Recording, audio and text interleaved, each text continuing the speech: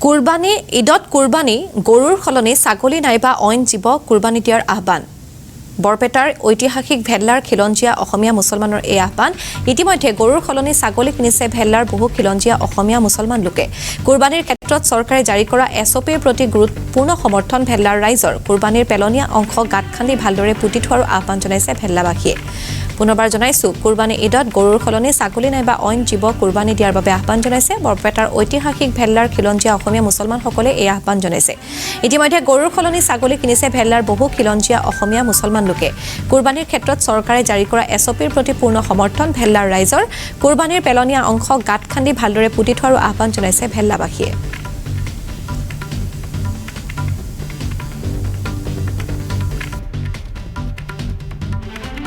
এইবাৰ আমি এটা সিদ্ধান্ত লৈছোঁ যেহেতু মানে অসম চৰকাৰে আমাক কিছু নীতি নিয়ম দিছে সেইকাৰণে আমি এইবাৰ তাৰমানে গৰুটোৰ পৰিৱৰ্তে আমি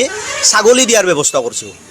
আমি যেহেতু আমাৰ ইয়াতে ডুম্বাও নাপি আৰু উটো নাপি আৰু সেইকাৰণে আমি আমাৰ কুৰবানীহে হ'ব লাগে আমি সেইকাৰণে ছাগলী দিয়াৰ ব্যৱস্থা কৰিছোঁ আৰু আমি এতিয়া যেহেতু আমাৰ প্ৰতি বছৰে আমি কুৰবানী দিওঁ গতিকে আমি পৰম্পৰাটো ৰক্ষা কৰিব লাগে আমাৰ কুৰবানীটো হ'ব লাগে এইটোৱেতো গতিকে অকল গৰু দিলে যে কুৰবানী হ'ব তেনেকুৱা কথা নহয় আমি সেইকাৰণে আমি এইবাৰ ৰাইজে আমি এটা ডিচিশ্যন লৈছোঁ যে আমি যিমান পাৰোঁ আমি ছাগল দিয়াৰ ব্যৱস্থা কৰিম এতিয়া আমি হ'লে ভেল্লাবাসীৰ এইখন হ'ল ভেল্লা বুলি ক'লে অসমৰ চবেই জানে যে অসমীয়া মুছলমান গাঁও এইখন আমাৰ ভেল্লা বৰপেটাৰ ওচৰতে একদম ওচৰতে লাগি থকা ভেল্লা এইখন ভেল্লা গাঁও আমাৰ গতিকে ইয়াত আমাৰ মানে অকল অসমীয়া মুছলমানেই নাই আমাৰ ওচৰত চব অসমীয়া মানুহ আছে অসমীয়া হিন্দু যিখিনি আছে সেইখিনি মানুহৰ লগত আমাৰ খুব ভাল সম্পৰ্ক ৰাতিপুৱাৰ পৰা তেওঁলোকে আমাৰ ভেল্লাতেই থাকে আৰু এই ভেল্লা গাঁওখন আজিৰ গাঁৱৰ কালিৰ গাঁও নহয় প্ৰায় 800 বছৰ পুৰণি গাঁও গতিকে ভেল্লাক অসমৰ চবেই চিনি পায় গতিকে সেইকাৰণে আমি এইবাৰ এটা ডিচিশ্যন লৈছোঁ যে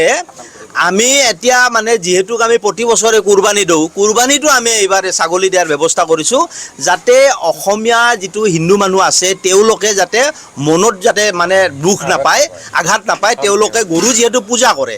আমি এইবাৰ গৰু নিদিওঁ আমি কুৰবানীহে দিব লাগে আমাৰ কুৰবানীটো হৈ যাবে আমি ছাগলী দিম আৰু চৰকাৰে যিহেতু আমাৰ অসমীয়া মুছলমানখিনিৰ কাৰণে কিছু চিন্তা চৰ্চা কৰি আছে তেওঁলোককো আমি সন্মান জনাইছোঁ তেওঁলোকে আজি আমাক যেনেকৈ মৰম কৰিছে আগলৈকে আমাক আৰু মৰম কৰি থাকক আমি তেওঁলোকৰ লগত আছোঁ আৰু আমাৰ ইয়াত ওচৰত এই ভেল্লা এলেকাৰ ওচৰত তাৰমানে অসমীয়া হিন্দু মানুহখিনি আছে তেওঁলোকে ভেল্লাৰ লগত মানে সম্পৰ্ক খুব ভাল তেওঁলোকে প্ৰায় মানে ভেল্লাৰ লগতে আমাৰ সম্পৰ্ক আছে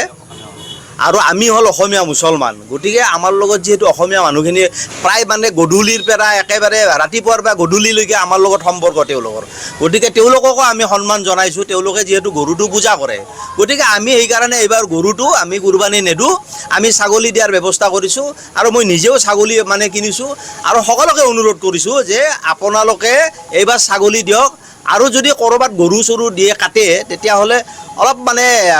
আলোচনা কৰি প্ৰশাসনৰ লগত আলোচনা কৰি যিটো নীতি নিয়ম দিছে সেই নীতি নিয়ম মানি তেওঁলোকে কুৰবানীটো দিয়ক লগতে যিখিনি পেলনীয়া বস্তু আছে এই পেলনীয়া বস্তুখিনিতো এইটোতো